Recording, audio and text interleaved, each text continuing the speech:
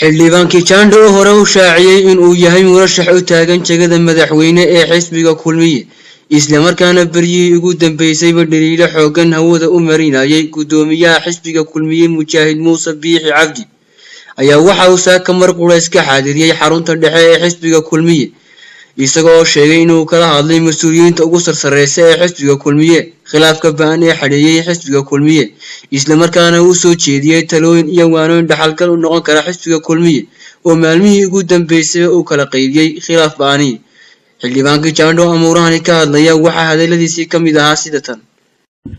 waxa haysan shaqo khaladaba haysan ma kulaha idinku Muuse Biixi u kaambeyn garanaya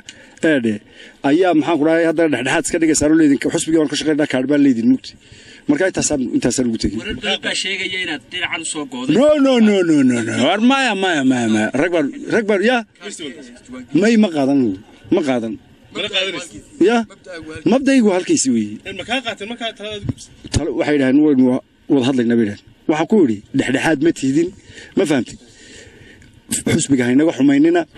xusbiga ha jabinina ha kala qaybinina faraha ka qaada dabeedna waxay dhahan intaas u baan haynaa hawl ma fahamtid kaarkaas aan bixinayna dabeedna waxa ku yiri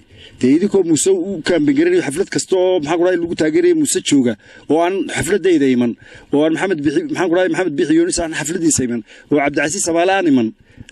sideeba hawl dhexdhexaad u haysaa baan ku yiri